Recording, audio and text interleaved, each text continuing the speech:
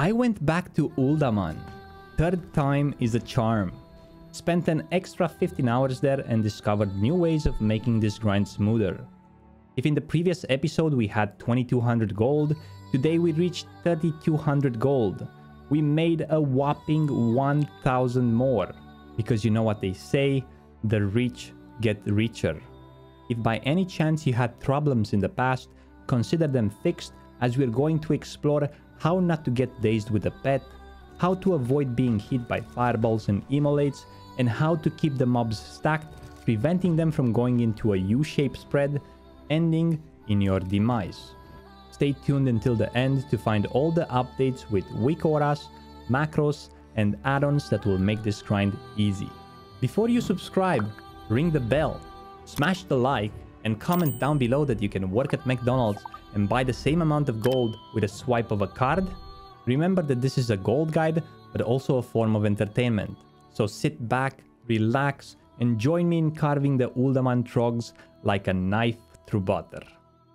Back in Uldaman back entrance, explosive shot has been buffed by 15% base damage before the attack power modifier. We're using Eye of the Beast exactly at this spot here. We're gonna do still the 2 pulls, but this time we do something special. We're using Eye of the Beast Heartbeat. It's a weak aura. Basically, if you don't know what's going on, in dungeons, pets aggro mobs every 5.5 seconds. So as soon as you get into combat with a pet, the next mobs will aggro after 5.5 seconds. You see this bar above here on the right side, 4, 3, 2, 1. Whenever that one reaches 0, the mobs will aggro. Now, if you don't have to wait for the mobs to aggro, you can attack them with the pet manually. But as you can see here, they automatically aggro. And now we can bypass those because they don't aggro. We're out of the heartbeat. And these ones automatically aggro as well. You press escape and we got with the pet to the end of the pool with 1.9k HP. Barely took any damage. After we press escape and we cancel Eye of the Beast, we stay a bit on that spot for like 5 seconds. And then we come here and we put a frost trap exactly at the bottom of the stairs. And then a couple of yards further, an explosive trap, as you can see right here. We use the macro /target stone vault geomancer. I have it combined with my aura shot macro. And once the mobs are getting close to me, I'm gonna pull the obsidian sentinel as well. Don't worry, you won't even notice him in the pack. Now, as you get here, you want to jump up and down and try to let the mobs go back and forth into a pile. If the geomancers are casting, just let them cast. Just jump up and down, up and down. And focus on the geomancers. We have a couple of geomancers, 3 to 4. We do explosive shot, frost trap, and explosive trap. No other spells. We only pick fast, and we never pick once they're casting fireball. Now, to my left side, you can see a new weak aura, which you can see when the geomancers are casting, as well as the fire marker. We're going to talk about that on the second pull. But this weak aura, with the previous one from the pet, is going to make your runs way smoother. I've been doing this for 2 hours with the world buff, and I haven't died once. So the world buff also increases, the normal world buff increases your damage by a lot. So if you can have it, it's really nice as well. Now, as you can see, we have the weak aura. And now in order to prevent the mobs from not turning into an U shape, here I made a mistake. This is not like one of the good pulls, but sometimes you forget to apply the frost trap. Just make sure you jump up and down. And you always try to keep the mobs back then. Don't let them come down. Now, let me talk to you about another secret. Whenever you jump down, you see me, I'm not jumping close towards the pillar or the corner. I'm jumping on that rock here. You see the 3 rocks here? Yes. If you jump too close to the pillar, the mobs might not go back and keep on coming towards you. So you have to jump a bit back. This is the secret. And always keep jumping up and down until the geomancers are dead. As you can see, never peek once the fireball is about to get released from the cast. You can peek while they're casting because the fireball has a 3-second cast.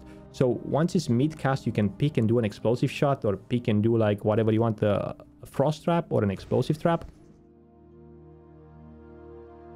As you can see, they're still stacked towards the end once they're about to die. And if you keep on your movement active and you're always up and down, you should be just fine. Our health is 1.8k. We don't use any pots. We swap between Viper and Hawk. I would recommend swiping between... I have a macro /Castsequence. aspect of the hawk, comma, aspect of the viper.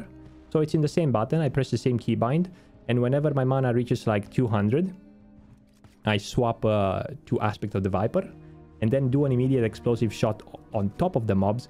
That makes my whole mana come back because it hits so many mobs, and that's pretty great. If you have problems and by any chance they go into an U shape and they're coming close from left and from right, keep trying to do this triangle.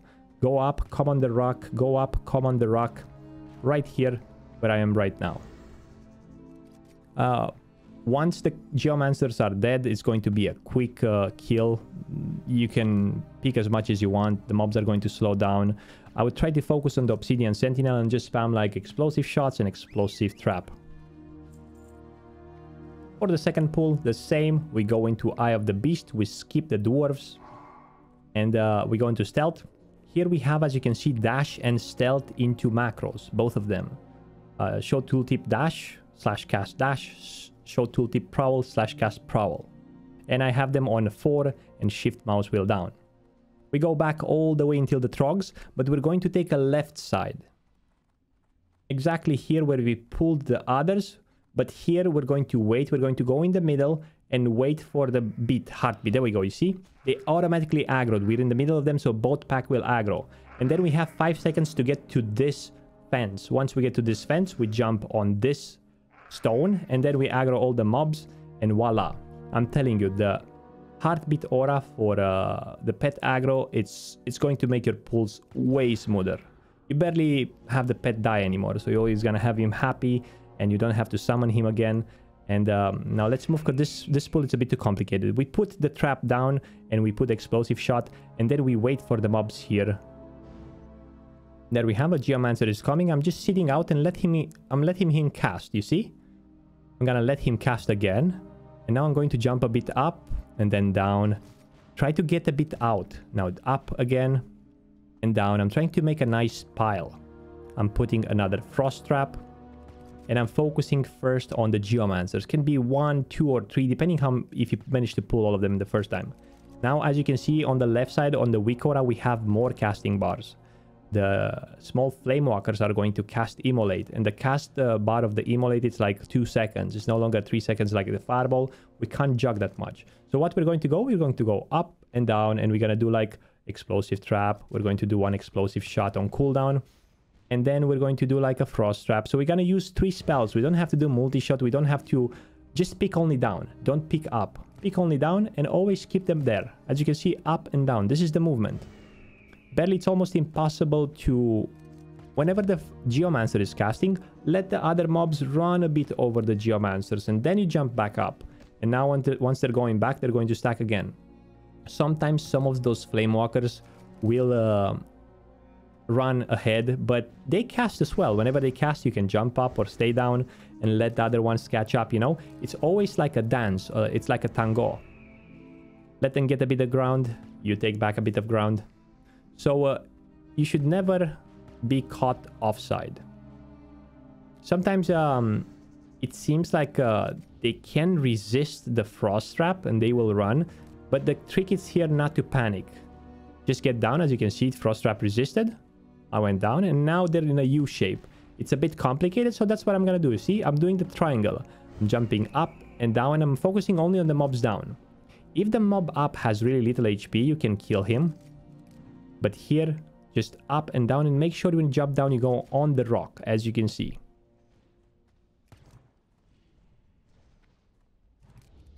It can get sometimes a bit scuffed, especially if your frost traps gets resisted. But if your frost trap doesn't get resisted, or you don't forget to apply it, you shouldn't get to the point where you get into a U-shaped position. But as you can see, we already kind of like fixed it. Now I came up, I was trying to make him cast, but he didn't. So I waited for the mobs to stack again, and there we go. Now this is gonna get us into the... I'm gonna talk about my macros. I have 2 new macros for traps. I'm casting them as a cursor, so I'm skipping 1 step. You know, when you put like a trap, you have like a green thing where you can aim and put it. That one disappears when you use the macro at cursor. It's going to be on the screen right now, and you're basically going to skip a step with the traps, and you're always going to be able to cast them instantly. In the past, I had problems. I would place my trap and it wouldn't cast. Now you can cast them instantly. Once you get to this point, there are only the level 45 mobs left. The maulers, they have a lot of HP, but they're the ones with the highest chance to drop the epic items and the Pendulum of Doom and other important items here. So these mobs, you want to fight them with multi-shot and with auto-shot mostly. Obviously, you're going to keep your rotation with explosive trap and explosive shot, but most of the damage is going to come from multi-shot on them because they take 300 plus with a gun, obviously. And you can go up and cast from up. If you have a couple of flame walkers left, I would try to focus them down because they're still gonna cast like immolation trap. And this takes the longest. If the level 45 mobs wouldn't be level 45, you would probably clear this dungeon in 8 minutes or something. This phase here takes like 2 minutes alone. I managed to get down the grind, well, with world buff and with agility elixir to about 12 minutes consistently. So you can do up to 5 per hour. Some people can get like, if you're a good hunter, you can get probably locked out. So soon we're gonna have to find new packs to pull. And I can say that I made a lot of gold. My goal on stream, we've been doing this on stream, all the grinds, by the way, at twitch.tv/Frostadamus.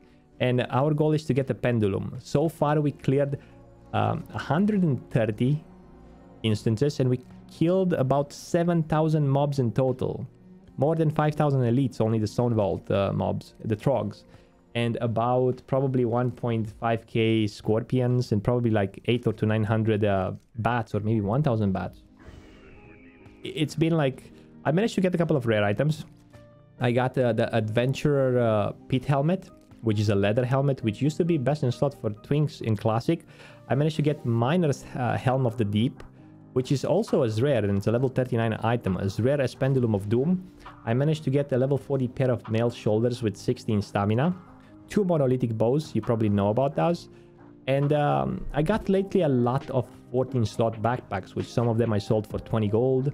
I got a dagger, which is best in slot for a rogue, a 1.4 speed level 39 dagger with 16 attack power, and a variety of other items that just simply sell on the auction house.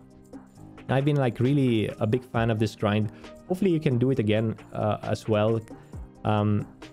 It's pretty nice. I've been here for 35 hours, maybe more. I made a total of 2.3k gold in total. Anyway, hope you enjoyed the new grind. Get the weak aura, both of them. Get the macros for Mouseover. And get the timers above my unit frames. If you check my previous videos, 7 add-ons to have in Classic. The latest add-on video that I done, we have there the loot add-on, we have the timer add-on, we have the cursor add-on. As you can see, it's green, so on. So if you want to get some new add-ons, go to that video and check where you can download them and how to install them as well. Hope you enjoyed the video, guys. If you did, smash like, and given the fact that you're still watching the video, you might be interested in my second YouTube channel, Frostadamus TV. There's going to be a link right here on the screen, and you can easily find it in the description of the video right under the Twitch link. Thanks for watching. Hope you enjoy Phase 2, and may you be blessed by the gods of RNG. Until next time, stay frosty. Bye-bye!